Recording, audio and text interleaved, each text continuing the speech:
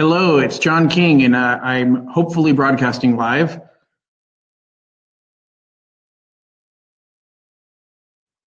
It's working. Woohoo! Okay, perfect. So this is my first time making this work. So forgive me for my bugs, but sooner or later I'll figure out how to do it the right way. So I'm doing this a little bit different. I've got it on my laptop. I've got my phone on the side of me because I want to make sure that it actually is broadcasting through the software. But I learned a really good lesson today about Facebook Live and scheduling Facebook Live events. You actually have to have software called a third-party encoder. And if you don't have that encoder downloaded, you won't be able to broadcast on a pre-registered Facebook Live event. So in case you ever plan on doing one, I want to make sure you're aware of the problems I ran into. That's why it crashed last week when I tried to do it, but I figured it out. So starting from here forward, I'll be able to do this a lot easier for you and help you guys in being able to do Facebook Live every single Thursday at 12:15, talking about things first-time homebuyers need to know. So today we are going to be talking about the CalHFA First-Time Homebuyer Down Payment Assistance Program. So hopefully this little window will pop up and I won't be blocked by it. That'll tell you a little bit of flags, a little bit of content should be right here at the bottom. And hey, it's working, perfect. Okay, so again, I'm learning, guys, forgive me. So the CalHFA First-Time Homebuyer Down Payment Assistance Program is a phenomenal program to help people purchase a home if they don't have money to come up with for a down payment. So the first thing that you need to understand is that with the CalHFA program, we first have to qualify you for the base product. That's going to be a traditional FHA loan or a conventional loan. We can do VA loans. We can do USDA loans. We've got a base product that you have to qualify for. And when you qualify for that product, you have to meet the guidelines for a conventional loan, or you have to meet the guidelines for an FHA loan. So I'm not going to go through all of those things in this video because that really is the basics of lending and how the product works. What I'm going to talk about in this video is what the requirements are and how to take advantage of this money so that you don't need to come up with as much money out of your pocket when you are buying a home utilizing this program. So first and foremost is when you buy a home using conventional financing, that's Fannie Mae or Freddie Mac, you need to put a minimum of 3% down. And so this down payment assistance program bridges the gap and helps you cover that 3% for your down payments.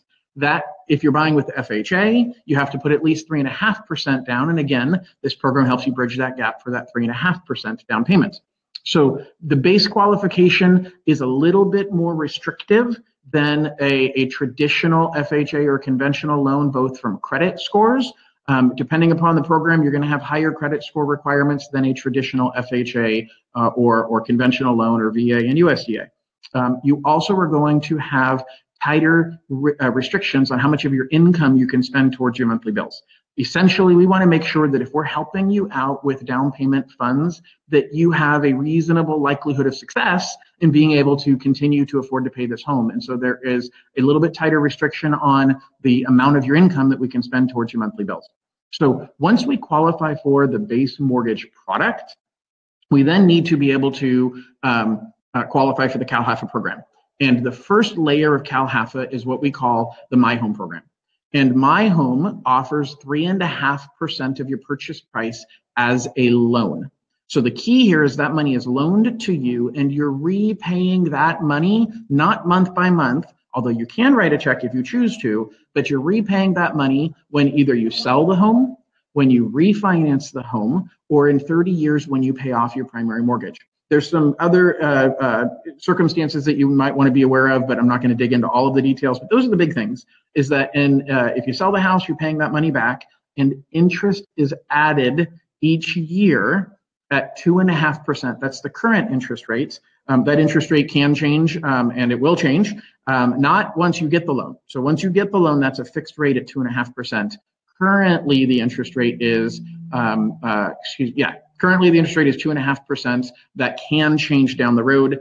If it does, then at that time we would let you know what the interest rate was only once you take out the loan. So I want to be ultra clear here. It can change down the road before you get the financing. Once you've taken out the CalHFA loan, that is a fixed rate and that interest rate is not going to change. So the program again charges you 2.5% interest. You pay that money back when you sell the house, when you refinance the house, or in 30 years when you pay off the primary mortgage. So that basically pays for your down payment. If it's a conventional loan, that pays for your down payment plus a little bit of money towards your closing costs. If it is an FHA loan, that covers your entire down payment amount. So now we need to talk about closing costs. So if you have funds to cover your own closing costs, great. If you don't, there's two other ways we can cover closing costs. We can either ask the seller to pay closing costs, which gives you the best overall deal on the financing, but makes it a little bit less attractive to the seller in their willingness to accept your offer. And so we've got to kind of mitigate that. And that's where having a great real estate agent is going to make the difference. And if you don't have a great real estate agent, let me know and I can help connect you to one. But the reality is that if you can get a seller credit, that is going to be the most cost-effective way to pay for your closing costs. If you cannot get a seller credit and you don't have the money yourself, CalHFA offers what's called a ZIP loan. Okay, the ZIP loan gives you an additional 3 or 4%, up to 4%. So 3 or 4% as additional money to go towards paying closing costs.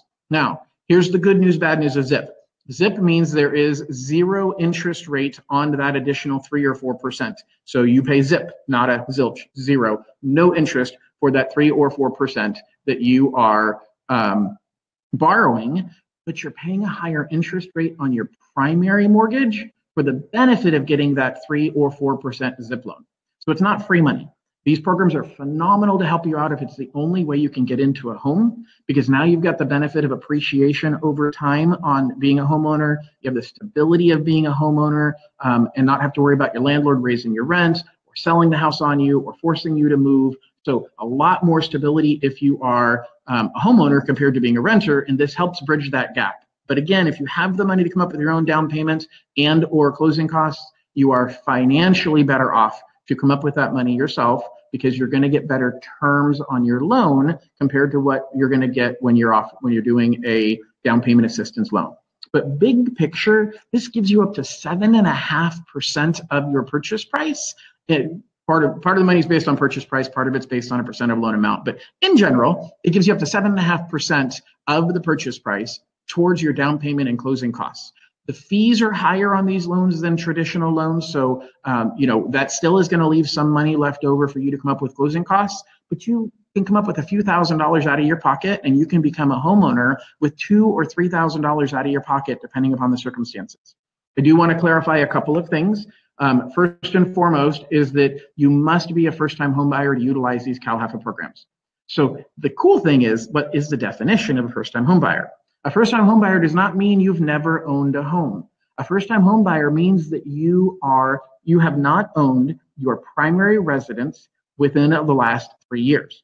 So if you were a homeowner and you sold your primary home over 3 years ago, you qualify as a first-time home buyer and you can utilize these funds. The only issue is if you've owned your primary home in the last 3 years, then you do not qualify as a first-time home buyer. But that's pretty good flexibility for a lot of people that are renting. If you haven't owned your primary home in the last 3 years, you absolutely qualify for these programs. All right, so the next thing I want to cover is there are income restrictions. So what I mean by that is there's limits for how much money you're allowed to earn in order to qualify for these programs.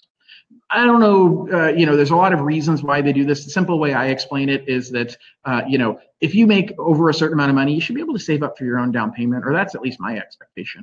And so we have the opportunity to play with the numbers a little bit. First and foremost is that CalHFA significantly increased the income limits just in the last month or two. So if you had looked into this program previously and you felt like, man, I just can't qualify because I make too much money, there are now much, much higher income limits. Give me a call, reach out to my office, and we can talk through the income limits with you and see how we can make it work.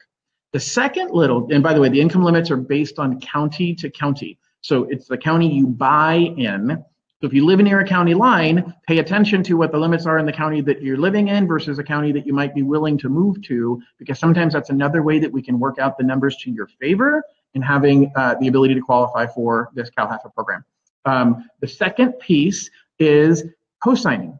So if you get a co-signer who's not going to live in the home, I can use their income to help qualify you for the mortgage, but I don't count their income towards the total amount of allowable income for the first-time home buyer income limits. So there's some flexibility built in there.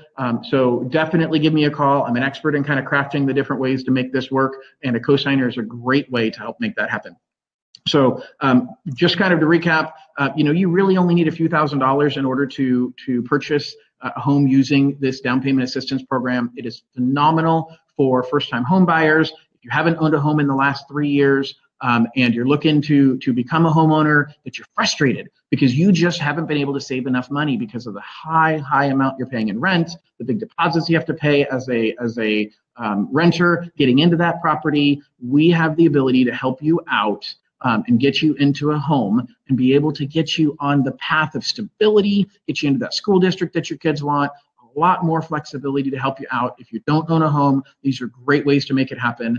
Reach out to me or my team. You can call us toll free at 85 Loan King or visit us at johnloanking.com. If you have any questions, post them here. Otherwise, I'm gonna bail out here in a minute.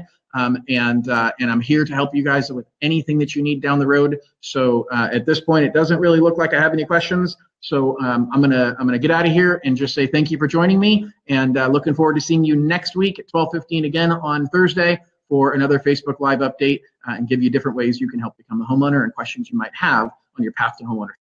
Thanks and have an amazing day. Bye-bye.